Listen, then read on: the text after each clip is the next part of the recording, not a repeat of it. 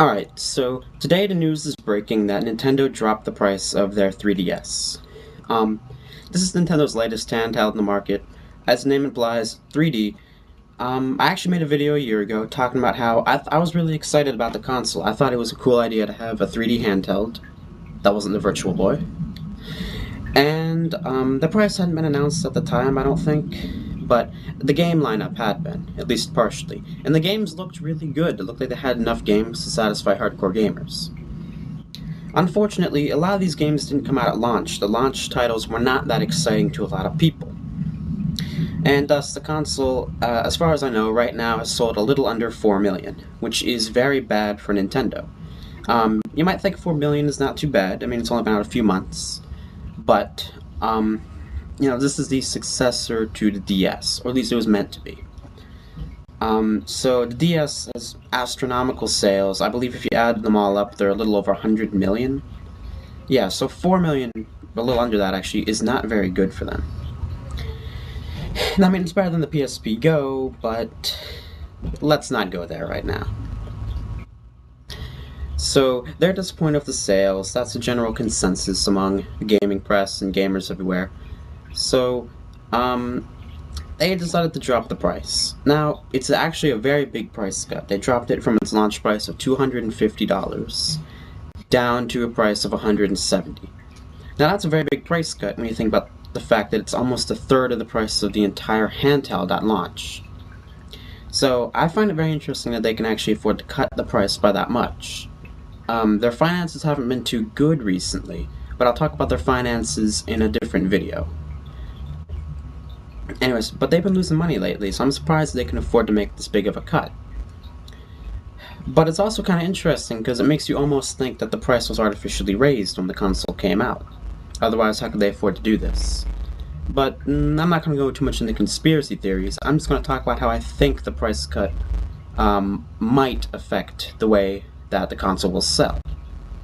So with the consensus being that they're unhappy with the sales, obviously they're hoping this will boost sales.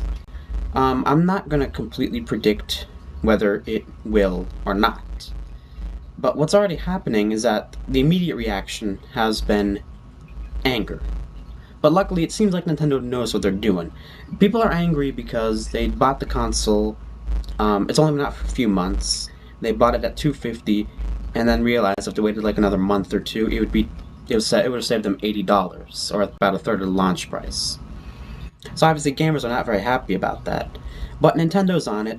I believe they're giving away 10 NES games, obviously ported to the 3DS, and 10 Game Boy games ported to the 3DS. From what I understand, they will have, the people who bought the console earlier at the full price will have access to these games, and they'll have access to them before anyone else can get them. So, I mean, 20 games, that's pretty nice. I don't know what the games are yet. So whether it's worth it will depend on the quality of those games. But the fact that it's 20 games makes me think that if Nintendo is smart, this should quell the anger of gamers everywhere. But now, if they're smart enough to release good games, people are just going to be like, meh, $80, but you get 20 decent games. That's pretty good, even if they are old games. But that's not really Nintendo's point, obviously. That's just damage control. So, will this help sales or not? Well, I said before, I'm not going to make a strong prediction either way yet, but let me explain why I'm not completely sure. I can see two very different ways it could go. Let's look at the good way first. The good way meaning good for Nintendo. So, maybe the reason that the console hasn't been selling has been price. Maybe. I mean, you look at all the Nintendo fans out there, most of them are casual gamers, and, they probably don't really care that the hardcore games aren't out yet. They're probably still willing to give the console a chance. But these casual gamers would be held back by the price.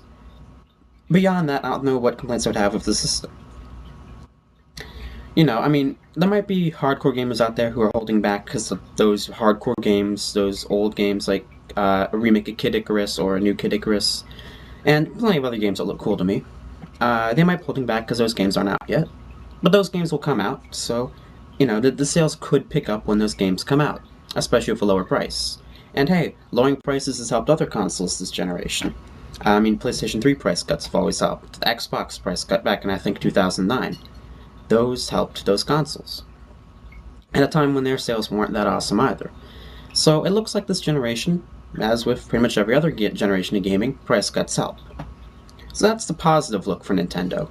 Maybe only the price has been holding people back, the hardcore games will come, and people are probably interested in 3D. Now here's the way it could go badly for Nintendo. Maybe people just aren't that interested in a 3D handheld anyway. In which case, the price cut's not going to help too much.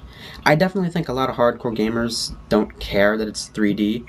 I thought it was kind of cool, you know, in the video I made last year at E3, I said, hey, this seems like a cool idea. It's got 3D for casual gamers and the games for the hardcore gamers. But the games aren't here yet. So if that's what's stopping people from buying the console, and for me that's the main thing, then people aren't going to care that the price is lower. You know, it reminds me a lot of the PlayStation 3's launch, actually. And, you know, it's a console that I think has a lot of potential, but the games aren't here yet. So people are not buying it yet. Now, the PlayStation 3 made a pretty good comeback. The 3DS, I think, could make such a comeback, but the games have got to come.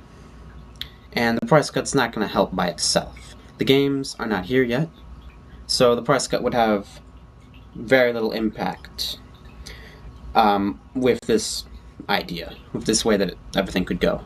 Hardcore gamers might also be holding back if they've been gaming for a long time and remember the Virtual Boy, which was the last time that Nintendo tried this stereoscopic 3D idea. For those of you who don't know, basically a Nintendo handheld 3D made a very long time ago and it failed miserably. Although, personally, I don't think that's what's holding people back. This is pretty different than the Virtual Boy. But you never know, maybe gamers have lost hope for Nintendo with 3D. Either way, you know, I see two very different ways this could go, so at this time I'm not going to predict which way it'll go. I'm not going to predict whether casual gamers will flock to it with a lower price, or whether they need hardcore gamers. But I have outlined both ways that I think this could go. In the future, I will make a prediction about this, but I'm not ready to yet because, well, I need to know when the games are coming. Also, I need to know if casual gamers are actually interested in the console.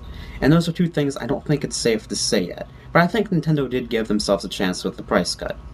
It's a big price cut. You know, I want to talk about their finances in my next video. So YouTube, I'll see you in that video.